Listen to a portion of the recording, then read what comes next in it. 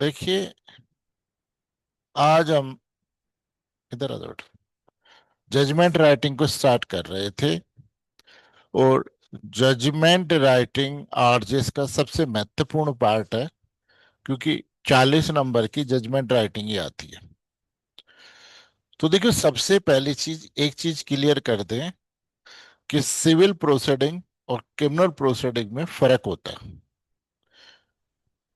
कई बार आपसे पूछ लिया जाता है कि सिविल की ट्रायल कब से स्टार्ट होती है। कहाँ से स्टार्ट होती है सिविल की ट्रायल? चार्ज फ्रेमिंग के बाद में सिविल की ट्रायल शुरू होती है। यानी पहले चार्ज फ्रेम होता है ना। चार्ज फ्रेमिंग के बाद में क्रिमिनल की ट्रायल स्टार्ट होती है। इसलिए जब आप जजमेंट लिखते हो तो आपको चार्ज अलग से फ्रेम करना होता है और जजमेंट अलग से करना पड़ता है। ठीक है। और सिविल की जो प्रोसीडिंग होती है, उस सिविल की प्रोसीडिंग के अंतर्गत जिस दिन रिटर्न स्टेटमेंट पेश होता है, उस दिन से ट्रायल स्टार्ट होती है। इसलिए जो इश्यूज क्रिएट होते हैं, वो जजमेंट में ही आपको क्रिएट करना होता है और वहीं उसका उत्तर देना होता है। सेपरेटली सिविल में इश्यूज बनाने की जरूरत नहीं होती। यानी जो इश्यूज बनते हैं सिविल में, वो आपको अलग से नहीं बनाने होते कि भाई पहले आप इशू बनाओ, फिर उसके बाद में जजमेंट अलग से लिखो। तो सिविल में आपको इश्यूज केवल जजमेंट में बनाने होते हैं। और चार्ज फ्रेमिंग और जजमेंट आपको क्रिमिनल में दोनों सेपरेट बनाने होते हैं।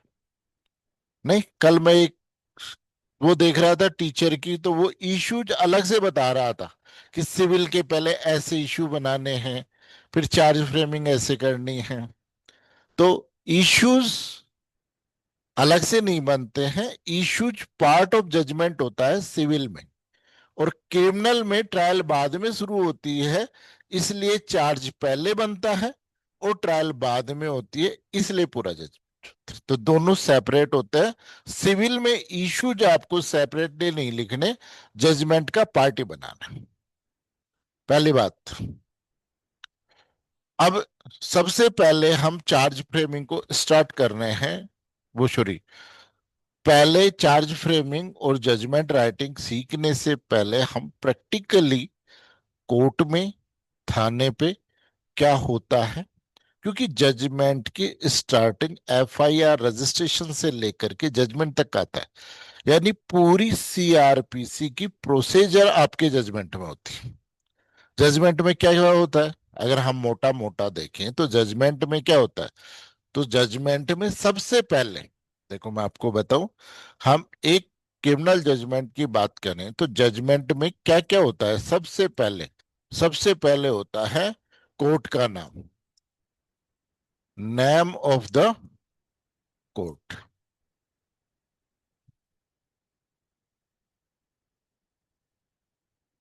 सबसे पहले कोर्ट का नाम होता है। ठीक। दूसरा होता है नेम ऑफ द पीओ, यानी प्रिसाइडिंग ऑफिसर का नाम होता है। सॉरी, पीओ, प्रिसाइडिंग ऑफिसर का नाम होता है कि ये जजमेंट किसने दी है। फिर तीसरी जो चीज होती है, वो होता है कि उस केस का नंबरिंग, कि उस केस का नंबर क्या होता है। तो देखो, अगर वो,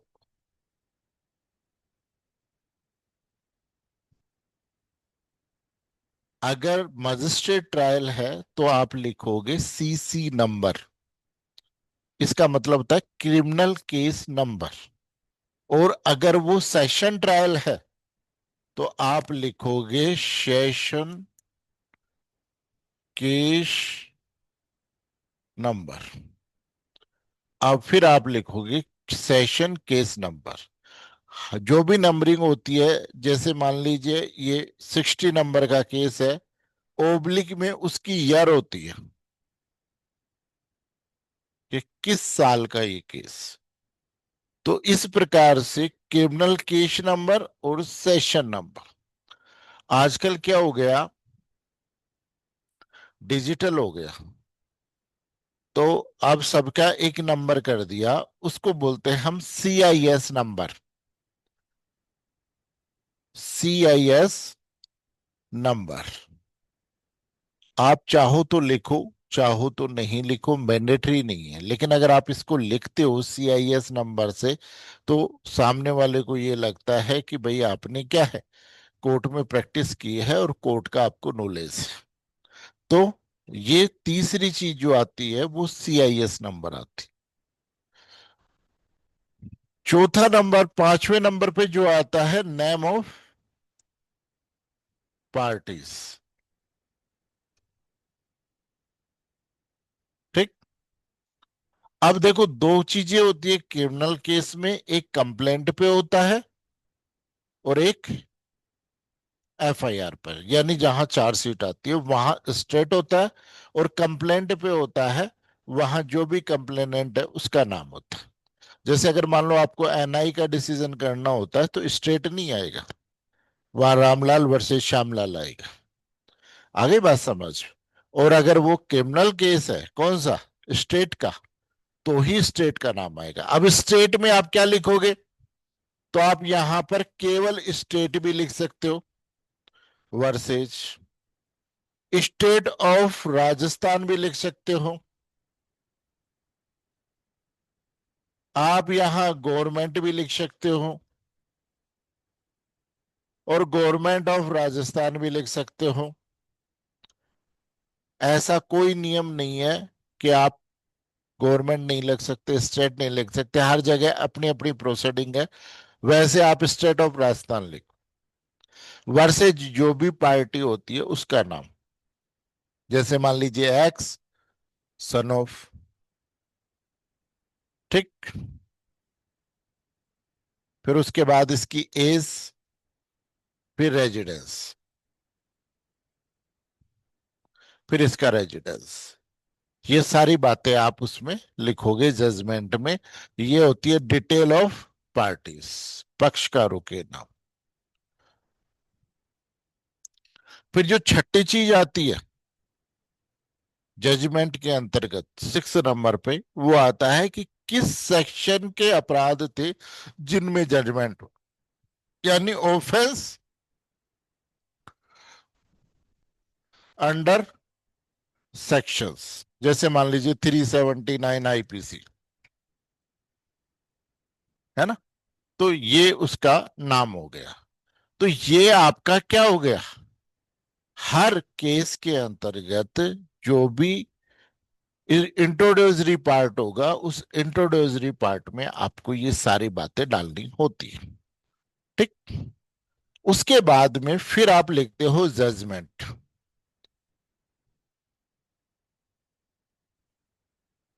फिर आप लिखते हो जजमेंट। अब इस जजमेंट में सबसे पहला जो पार्ट होता है वो प्रोसिक्यूशन की पूरी प्रोसीजर आती है। प्रोसिक्यूशन की पूरी आती है। क्या आती है कि FIR रजिस्ट्रेशन हुआ, उसके बाद में इन्वेस्टिगेशन हुआ, इन्वेस्टिगेशन के बाद चार्जशीट पेश हुई, और चार्जशीट के बाद में चार्ज लगा। ठीक है, तो इसकी स्टार्टिंग में लिखते हैं कि जो भी पब्लिक प्रोसिक्यूटर था उसने अक्यूज के विरुद्ध एक चार्जशीट नंबर ये कोर्ट में पेश की, जिसके तथ्य इस प्रकार है, फैक्ट्स इस प्रकार से। क्या तथ्य हैं ये, FIR। तो हम सबसे पहले पहले पॉइंट की प्रोसीडिंग देखते हैं कि FIR कैसे रजिस्ट्रेशन होती है, इन्वेस्टिगेशन कैसे होता है, और फिर उसके बाद में चार्जशीट कैसे बनती है, और चार्जशीट कोर्ट में प्रोड्यूस कैसे होती है। ठीक है, क्योंकि थ्योरी बताना अलग चीज होती है और उसको प्रैक्टिकली समझाना अलग चीज। क्योंकि जब तक आप प्रैक्टिकली नहीं जाओगे, कॉपी कौन चेक कर रहा है भाई, आपकी कॉपी कौन चेक कर रहा है, भाई आपकी कॉपी वो व्यक्ति चेक कर रहा है जो रोज यही काम कर रहा है। नहीं, तो कहने का मतलब आप परफॉर्मेंस से उसे नहीं समझा सकते जब तक कि आपको प्रैक्टिकली उसके साथ इंट्रोड्यूस नहीं होगे। तो सबसे पहले हम बात करते हैं एफआईआर रजिस्ट्रेशन की प्रोसेस की। एफआईआर रजिस्ट्रेशन की प्रोसेस, एफआईआर कहाँ है, कौन से सेक्शन में? Section 154 CrPC. और आईपीसी में 173। 173, बिल्कुल सही। 173 बीएनएसएस में प्रोसीजर। ठीक। अब क्वेश्चन ये अराइज हुआ कि एफआईआर रजिस्ट्रेशन कैसे होता है। तो देखो, आप जब भी जाते हो तो एफआईआर ओरल भी हो सकती है और रिटर्न में भी हो सकती है। भाई एफआईआर ओरल भी हो सकती है और एफआईआर रिटर्न में भी हो सकती है। पहली चीज, अगर ओरल दी है तो उसमें क्या होता है, जो भी वहां पर देखो, थाने के अंतर्गत एक डीओ ऑफिसर होता है जिसको बोलते हैं हम ड्यूटी ऑफिसर। यानी उस दिन के एसएचओ के सारे काम वो व्यक्ति करता है। जो हेड कांस्टेबल और उससे ऊपर की रैंक का अधिकारी होता है, उसे डीओ ड्यूटी लगाई जाती है। यानी उस दिन के एसएचओ के जो भी थाने के काम है वही होते हैं।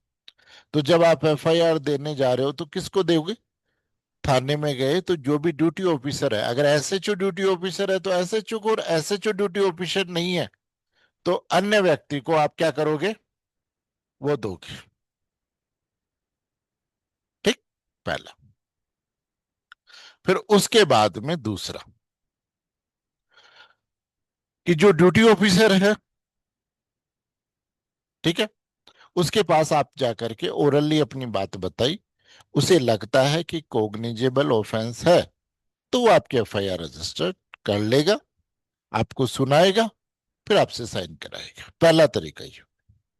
दूसरा, आप रिटर्न में लिख करके लेके गए, तो रिटर्न में मान लीजिए कोई चोरी की एफआईआर है और वो आपको रजिस्टर्ड करानी है, तो आप थाने पर रिटर्न में एफआईआर दर्ज कराने जा रहे हो तो क्या एप्लीकेशन दोगे?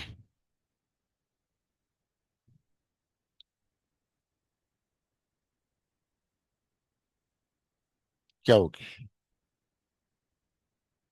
कैसे लिख करके दोगे आप? भाई आप चोरी की कोई एफआईआर दर्ज करा रहे हो तो कैसे दोगे?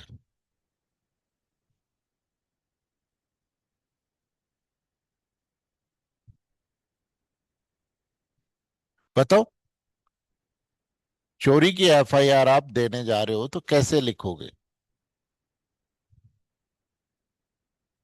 नहीं, तो देखो एक चीज ध्यान रखना, एफआईआर में केवल कंटेंट्स डाले जाते हैं।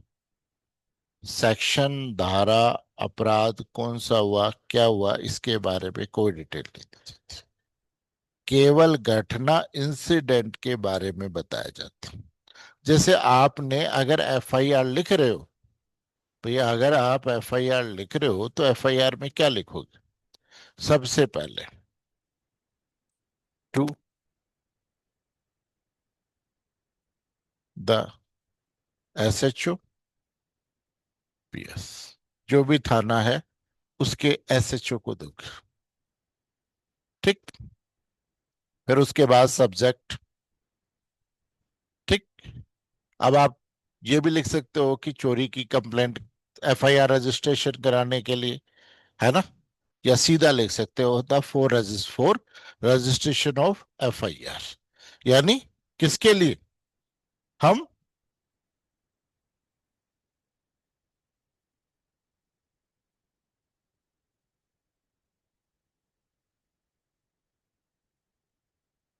एफआईआर, यानी हम एफआईआर रजिस्टर्स कराने के लिए ये दे रहे हैं। फिर उसके बाद में आप उसको इंडिकेट करके और इंसिडेंट बताओगे कि क्या घटना हुई।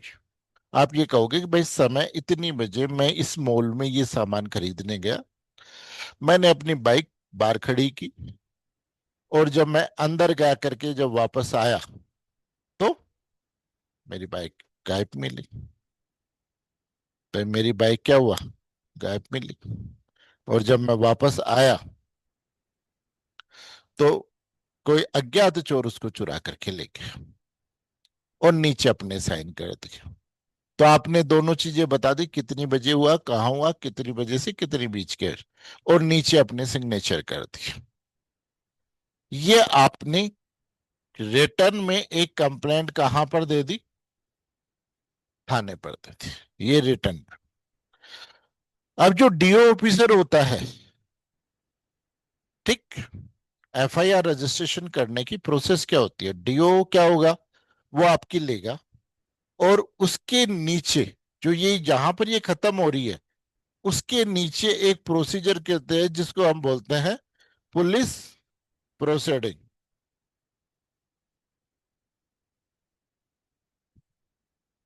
पुलिस प्रोसीडिंग यानी कार्रवाई पुलिस।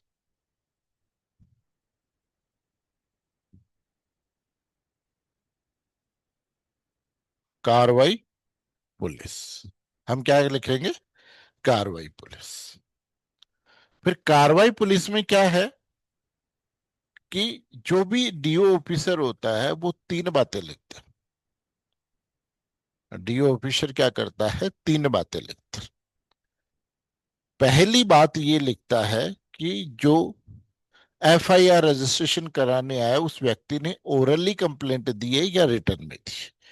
तो वो ये लिखेगा कि भाई ये कंप्लेनेंट है एक्स व्यक्ति और ये थाने पर आया और मेरे सामने रिटर्न में एक कंप्लेंट पेश की। ठीक, कंप्लेंट के आधार पर सबसे पहले वो ये आइडेंटिफाई करेगा कि कौन से सेक्शन का ऑफेंस में डाउट हो रहा है। जैसे आपने बताया मॉल के बाहर चोरी हो रही है, तो 375 आईपीसी, नहीं, 300, सॉरी, 79 आईपीसी और 303 दो बीएनएस का ऑफेंस में डाउट हो रहा है। तो सबसे पहले कार्रवाई पुलिस में क्या लिखा जाता है, अंडर सेक्शन। दूसरा लिखा जाता है उसका एफआईआर नंबर।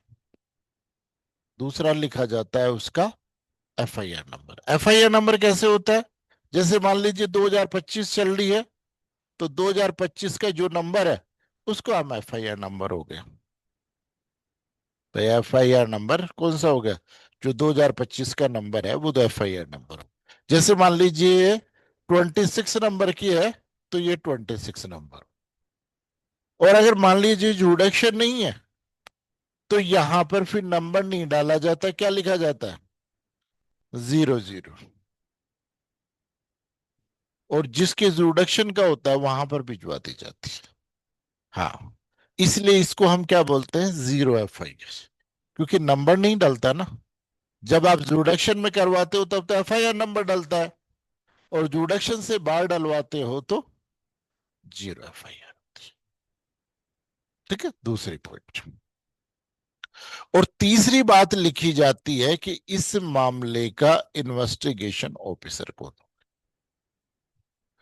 इस मामले में इन्वेस्टिगेशन ऑफिसर कौन होगा। तो ये तीन बातें इस कार्रवाई पुलिस में लिखी जाती है।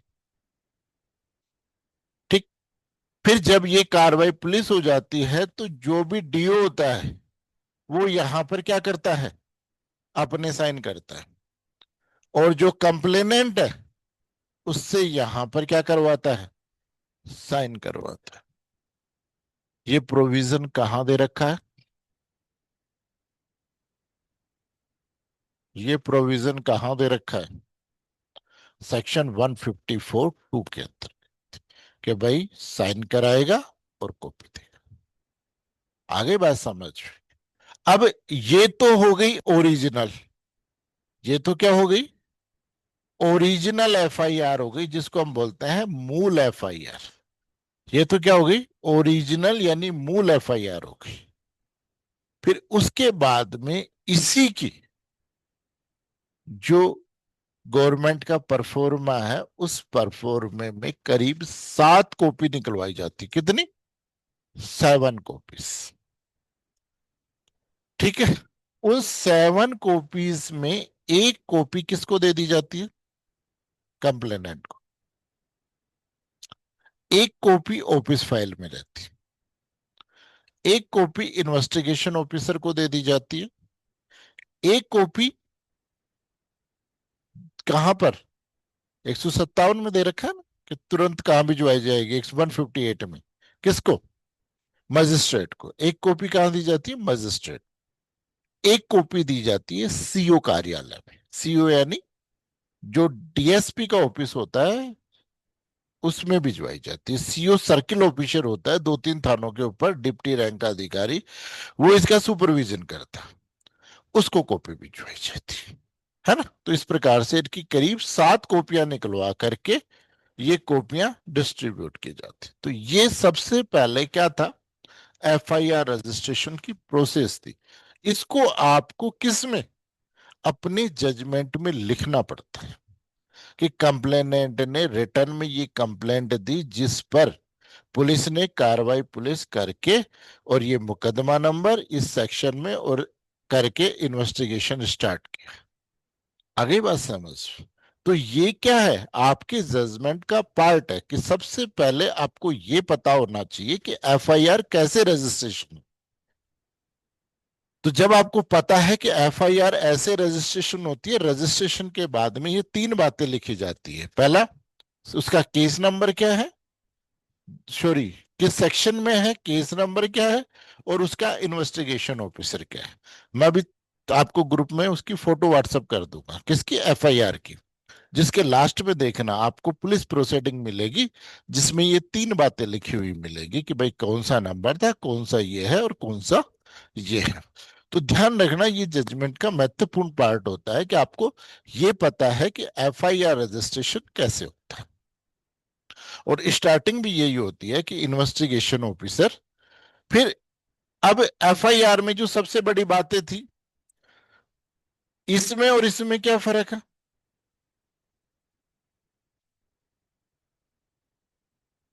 सॉरी, यानी 154 सीआरपीसी में 173 बीएनएसएस में क्या वो थी? फर्क क्या है?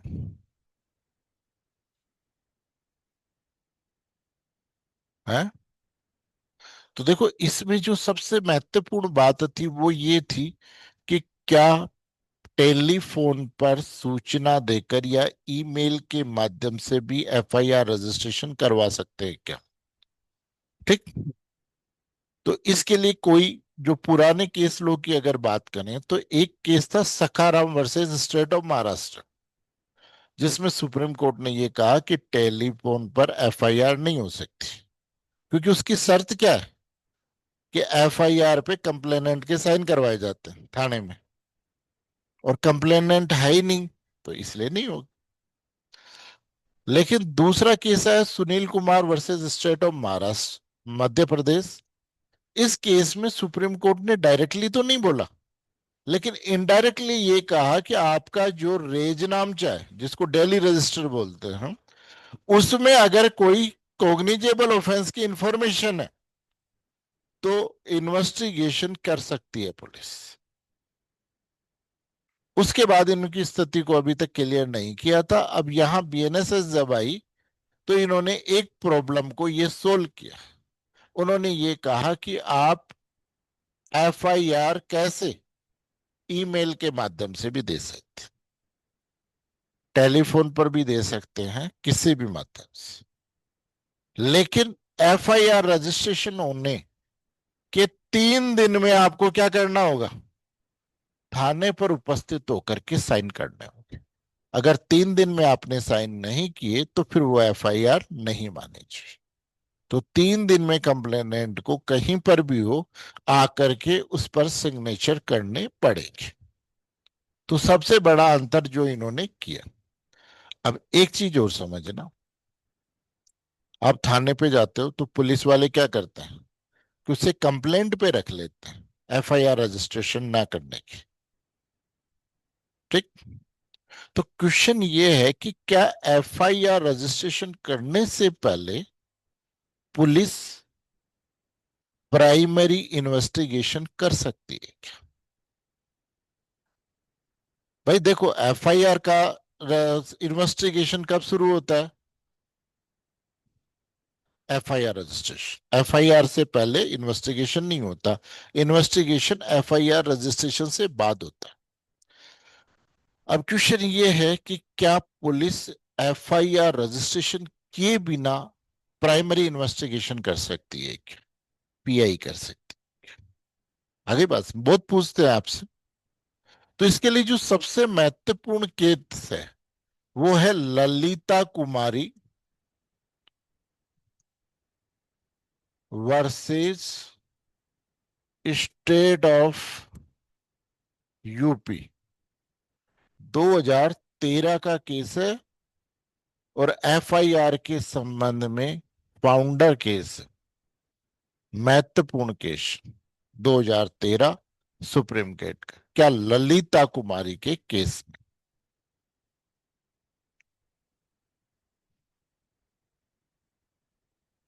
इस केस में सुप्रीम कोर्ट ने ये कहा, क्या कहा? पहली चीज कि अगर संज्ञेय अपराध की सूचना, कोग्निजेबल ऑफेंस की इंफॉर्मेशन पुलिस द्वारा पुलिस को दी जाती है, तो पुलिस अधिकारी का दायित्व है कि उसकी ड्यूटी है कि वह एफआईआर रजिस्ट्रेशन करे। एफआईआर रजिस्ट्रेशन करे।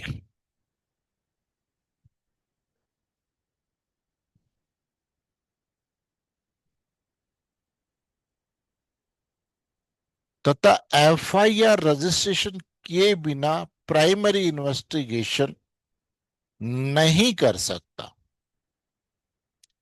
एफआईआर रजिस्ट्रेशन करे बिना प्राइमरी इन्वेस्टिगेशन नहीं कर सकता। पीआई है ना, प्राथमिक अन, अनुसंधान नहीं कर सकता, सिवाय, डैश करके पहला लिखिए, डैश करके फर्स्ट पॉइंट लिखिए, यह पता लगाने के लिए कि संज्ञेय अपराध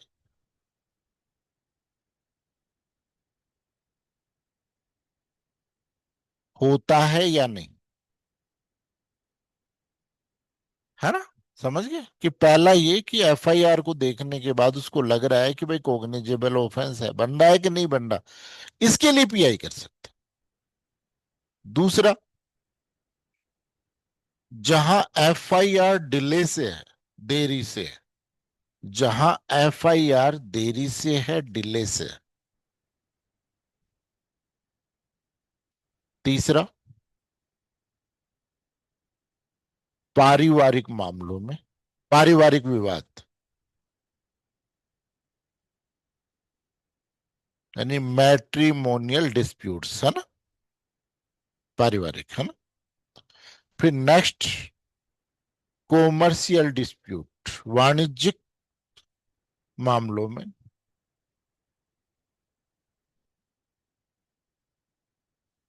भ्रष्टाचार संबंधित मामलों में।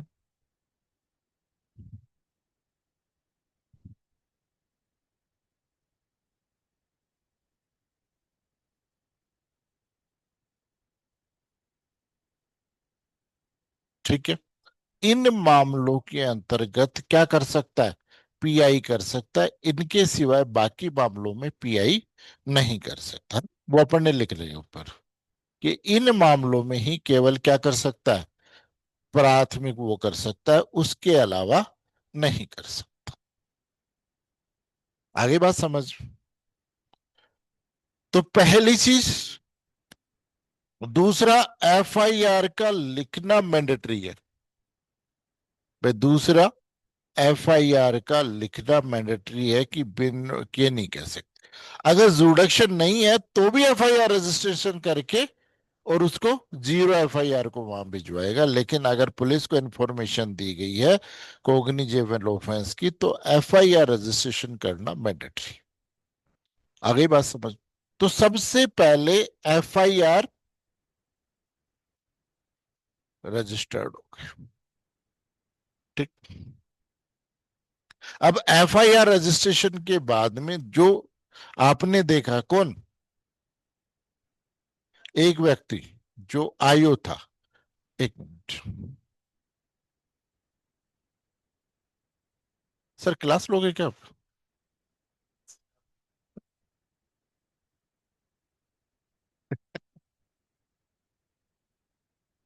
अरे सर, वो पता नहीं आज वो कैमरा क्यों।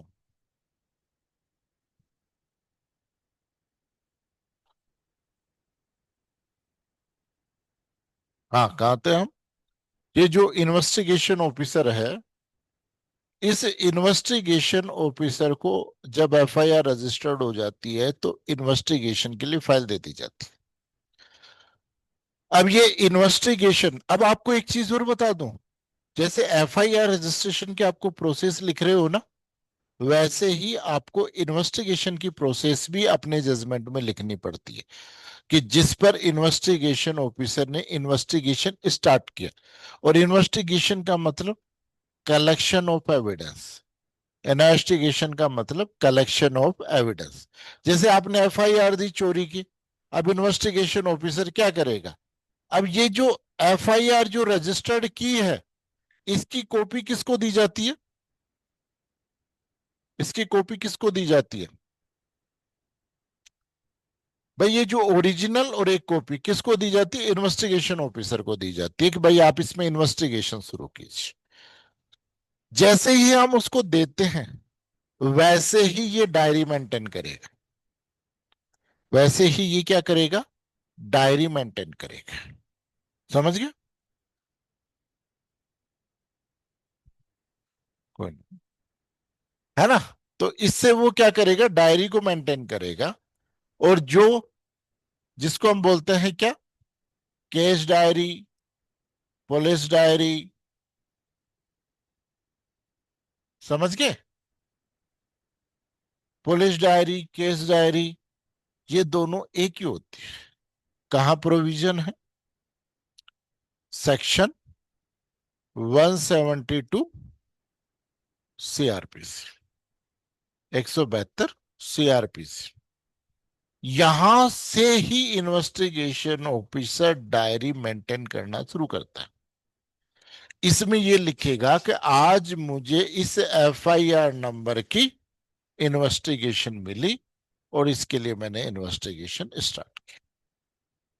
ठीक।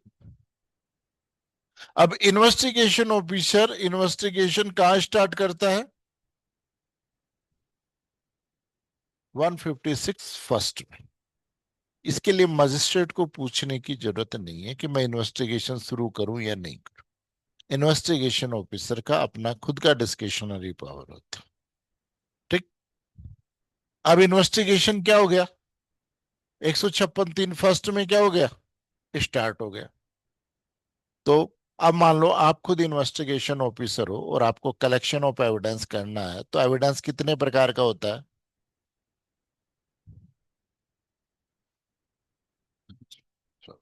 इन्वेस्टिगेशन के बाद में आपको क्या करना है? कलेक्शन ऑफ एविडेंस करना है। तो कलेक्शन ऑफ एविडेंस आप कर रहे हो तो इन्वेस्टिगेशन, तो ये जो एविडेंस होती है वो कितने प्रकार की होती है? कौन कौन से एविडेंस? बेटा, सबसे पहले जो एविडेंस होती है वो होती है डॉक्यूमेंट्री एविडेंस। यानी कोर्ट में जो डॉक्यूमेंट्स प्रोड्यूस किए जाते हैं उनको हम बोलते हैं डॉक्यूमेंट्री एविडेंस। ठीक। दूसरा, ओरल एविडेंस। ओरल एविडेंस को हम बोलते हैं डायरेक्ट एविडेंस। और समझ गए? उसको बोलते हैं हम डायरेक्ट एविडेंस। अब हर मामले में डायरेक्ट एविडेंस ओरल एविडेंस नहीं होती। इसलिए हम क्या करते हैं, जो सर्कमस्टेंस होती हैं, परिस्थितियां होती हैं, उनके आधार पर डिसीजन लेते हैं। इनको बोलते हैं हम सर्कमस्टेंशियल एविडेंस, परिस्थिति जन्य साक्ष्य। आगे बात समझ। फिर चौथा, फिर हम लेते हैं साइंटिफिक एविडेंस, जैसे फिंगरप्रिंट्स वगैरह, ये जो हम ले रहे हैं ये सारे क्या रहे हैं, साइंटिफिक एविडेंस होते हैं। तो एविडेंस चार प्रकार से होती है, मोटी मोटी।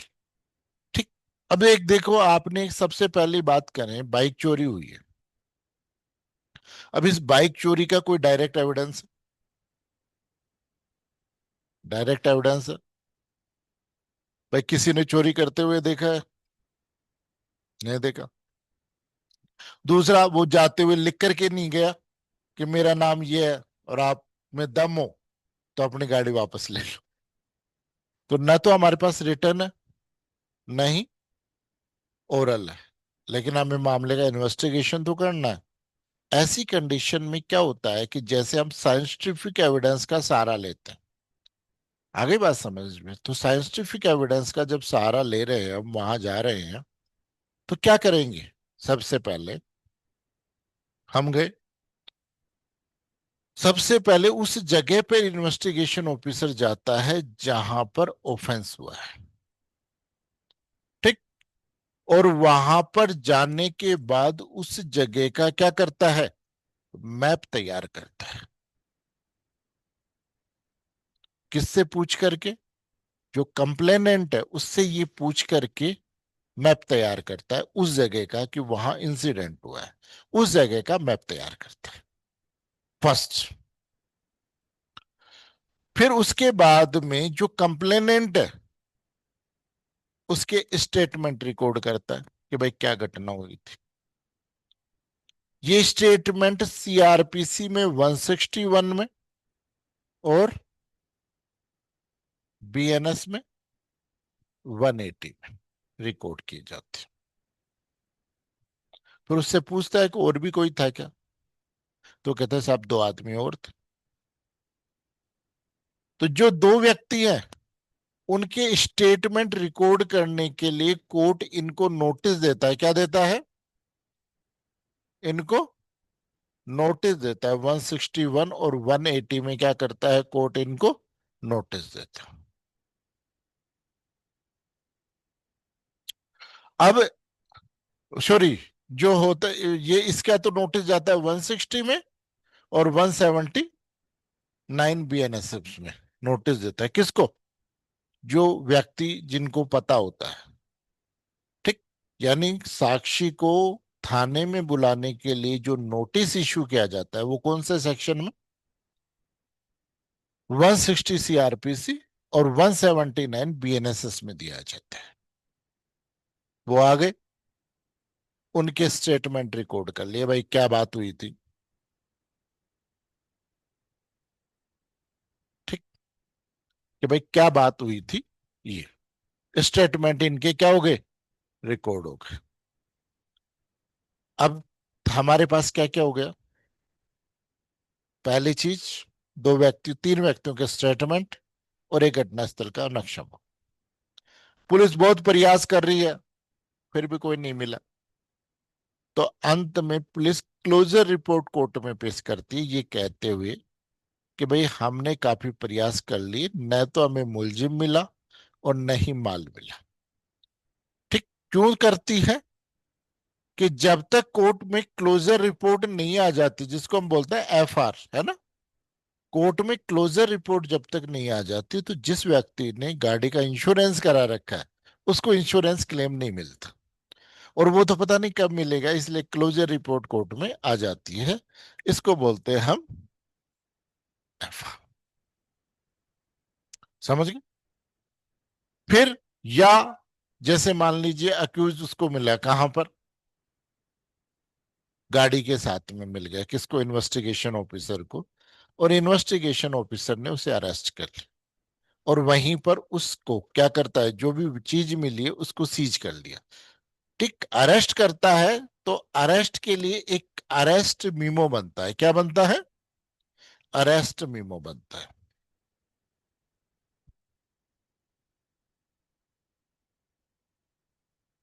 अरेस्ट मीमो बनता है। ठीक। अरेस्ट मीमो का प्रोविजन कहां दे रखा है? सेक्शन वन 41 बी। फोर्टी 41 बी। 41 बी के अंतर्गत दिया हुआ है अरेस्ट मीमो का प्रोविजन। इसमें सारी डिटेल लिखी जाती है। अब देखो, सुप्रीम कोर्ट का एक नया डिसीजन आया 2 को में, जिसका नाम है युआन, sorry, Vivaan, Vivaan, Vivaan, sorry, Vihan Kumar versus state of Haryana, 2025 Supreme Court latest judgment है।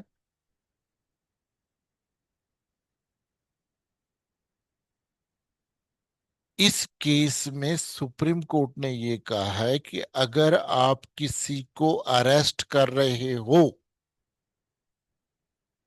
तो उसे अरेस्ट का कारण लिखित में बताओगे।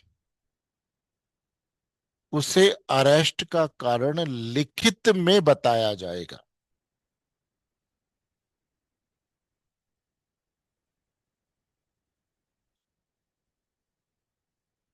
कर रहे हो तो उसे गिरफ्तारी का कारण लिखित में बताया जाएगा।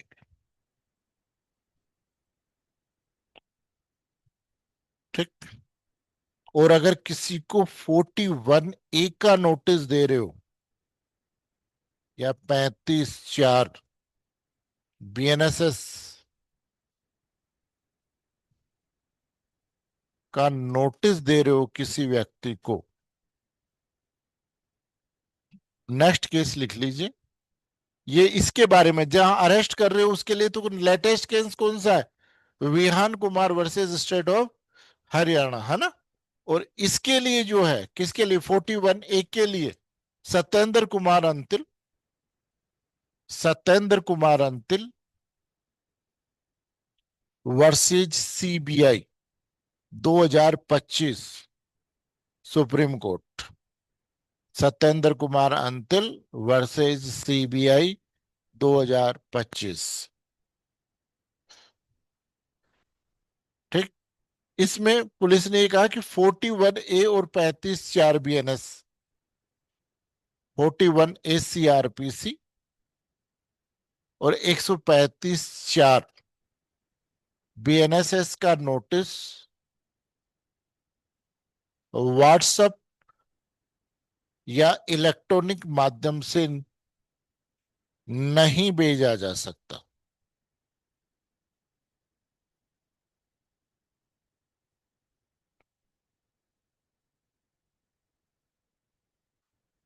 उसे CRPC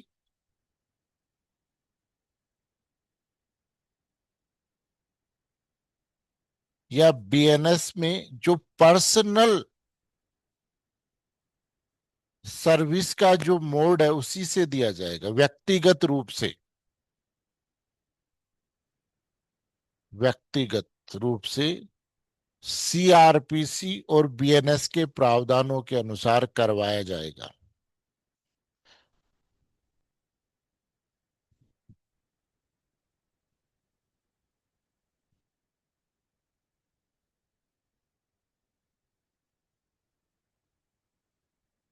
समझ गए? तो अरेस्ट कर रहा है तो अरेस्ट के अब रीजन कैसे देना जरूरी है?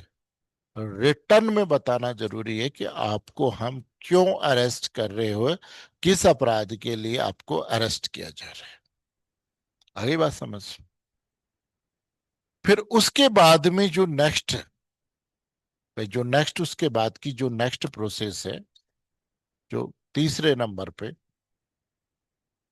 उसमें जब आते हैं तो अब इन्वेस्टिगेशन ऑफिसर ने उसे अरेस्ट कर लिया, और अरेस्ट करने के बाद उससे जो वो मिली है, कौन सी बाइक मिली है, उसको भी वो सीज करता है। उसके लिए बनता है सीजर मेमो। क्या बनता है? Seizure memo. और सीजर मेमो का प्रोविजन कहां दे रखा है?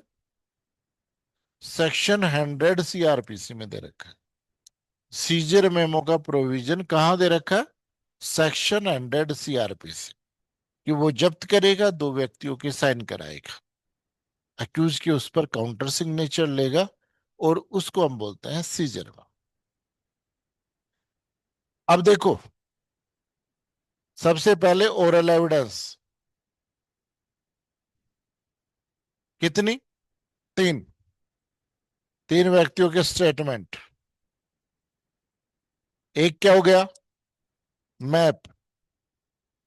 यानी तीन तो हो गए 161 सीआरपीसी के स्टेटमेंट, और ये हो गया घटना स्थल का मैप। एक हो गया अरेस्ट मीमो, और एक हो गया सीजर। अब एक बात बताओ, मैंने जैसे आपकी बाइक है यहां पे खड़ी है, और बाइक को मैं चोरी कर लेगा, ठीक? और मैं मान लो यहां से गया, यूनिवर्सिटी मोड़ पे पहुंचा, तो मैंने देखा कि एक बहुत बढ़िया बाइक और खड़ी है, तो मैंने आपकी बाइक को वहां खड़ी की, और मैं उस दूसरी बाइक को लेकर के चला गया। मैंने क्या अपराध किया भाई? मैंने दो चोरी की। एक एक्स व्यक्ति उधर से ही गुजर रहा था, उसने आपकी बाइक को देखा, और उस बाइक को उठा करके वो भी चल दिया। उसने क्या अपराध किया?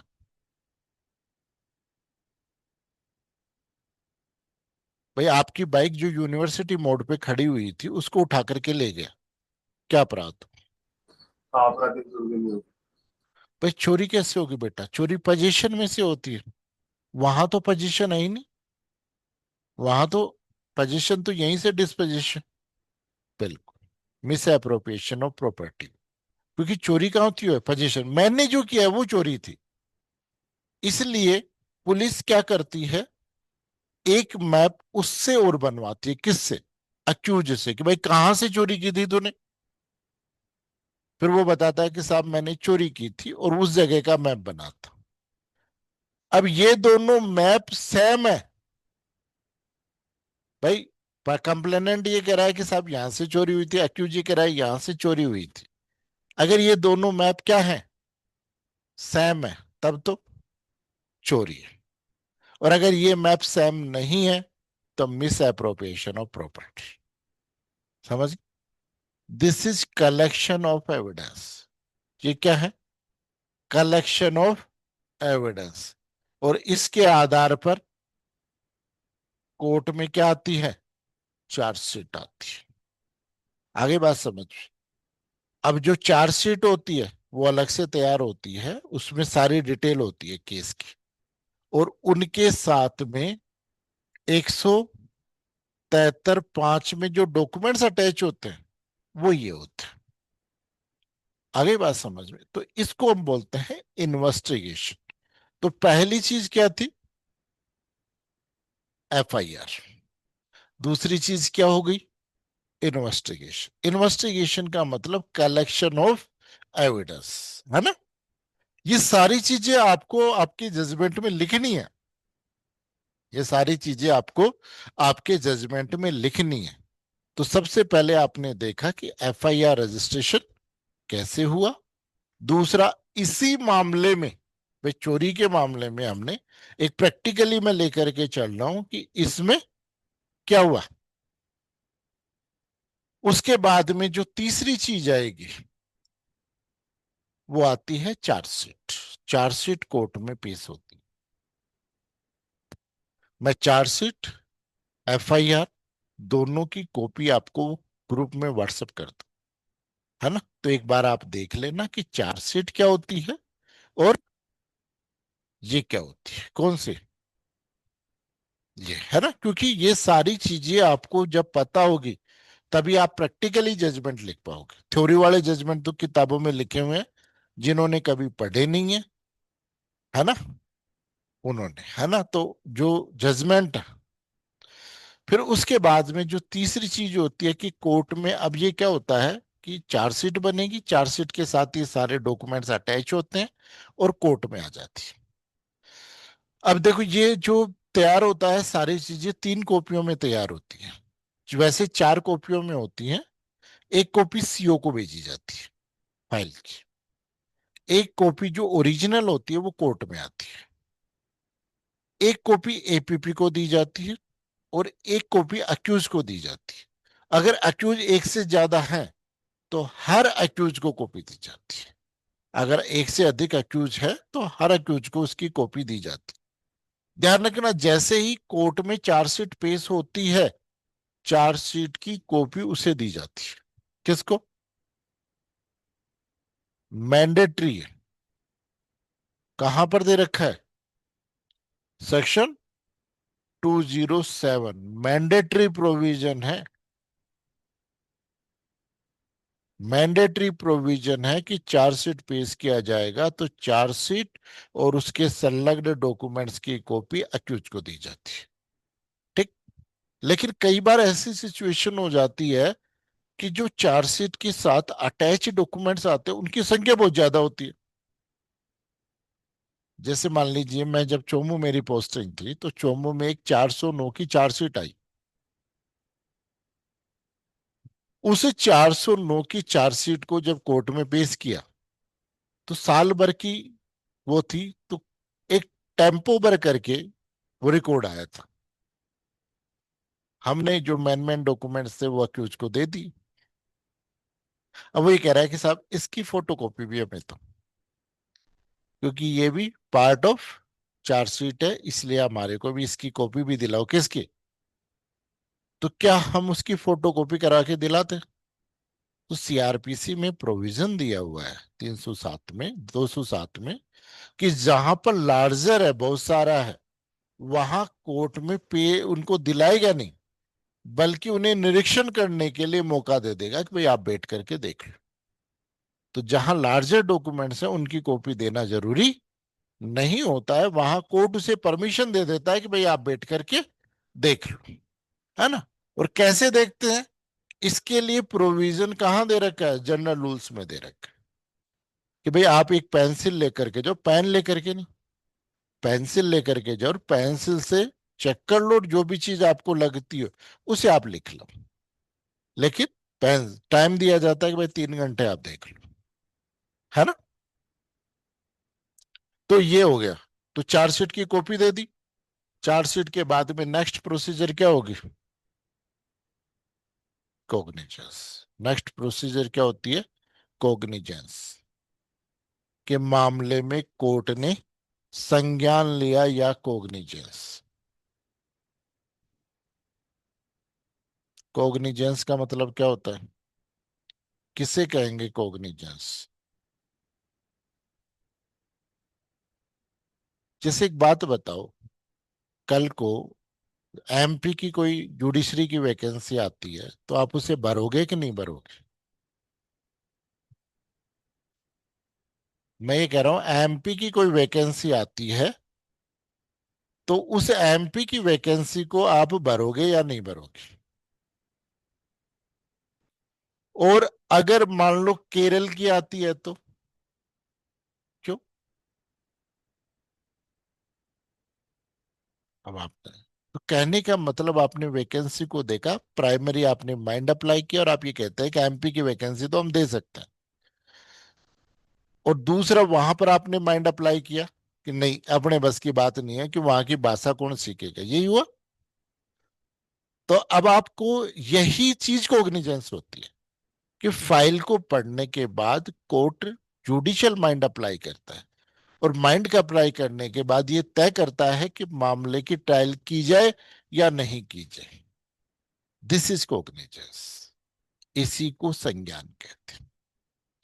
इसी को क्या कहते हैं? संज्ञान कहते हैं, कॉग्निजेंस कहते हैं। फिर कॉग्निजेंस के बाद में नेक्स्ट चीज होती है, उसको बोलते हैं हम चार्ज आर्गुमेंट। कॉग्निजेंस के बाद में नेक्स्ट जो स्टेज आती है उसको बोलते हैं चार्ज आर्गुमेंट।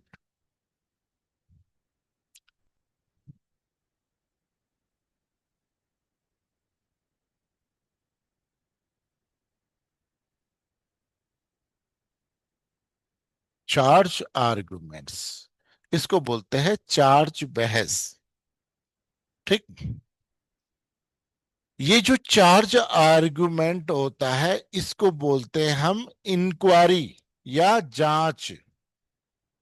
इसको क्या बोलते हैं? जांच। ये क्या होती है? जांच। सेक्शन 101 एविडेंस एक्ट क्या कहता है? कि अगर कोई व्यक्ति कोर्ट से ये चाहता है कि भाई जो तथ्य मैंने कोर्ट में पेश किए हैं उनके आधार पर डिसीजन दे, तो उसे एस्टैब्लिश करना होगा कि उन तथ्यों का एग्जिस्टेंस है, अस्तित्व है। आगे बात समझ में? ये जो 101 की प्रोसेस है इसको बोलते हैं हम चार्ज आर्गुमेंट। आगे बात समझ? यानी यहां मामले को, प्रोसिक्यूशन को अपने मामले को क्या करना होता है? एस्टैब्लिश करना होता है। भाई, वो तो ये कहता है कि साहब देखो इन तथ्यों के आधार पर मामला बनता है, इसलिए क्या किया जाए? चार्ज लगा करके ट्रायल की जाए। अक्यूज कहता है मामला नहीं बनता है। तो ये जो आर्गुमेंट होती है इसको बोलते हैं हम चार्ज आर्गुमेंट, जिसमें प्रोसिक्यूशन को अपना मामला एस्टैब्लिश करना होता है। आगे बात समझ में? कि प्रोसिक्यूशन को अपना मामला एस्टैब्लिश करना होता है। ये सेक्शन 101 एविडेंस एक्ट और चार्ज। अगर मामला नहीं बनता है तो कोर्ट क्या करेगा? डिस्चार्ज करेगा। अदरवाइज कोर्ट क्या करेगा? चार्ज करेगा। अदरवाइज कोर्ट क्या करेगा? चार्ज फ्रेम करेगा। आगे बात। और चार्ज फ्रेमिंग को हम कल देखेंगे। आज थोड़ा सा टेक्निकल इश्यू रहा, इसलिए अपने को यहाँ क्लास लेनी पड़ी। आज उसको ठीक करने के बाद कल अपन, और कल से ही अपन उसका भी, किसका, अ, वो क्वेश्चन आंसर को भी अपन कल से स्टार्ट करें।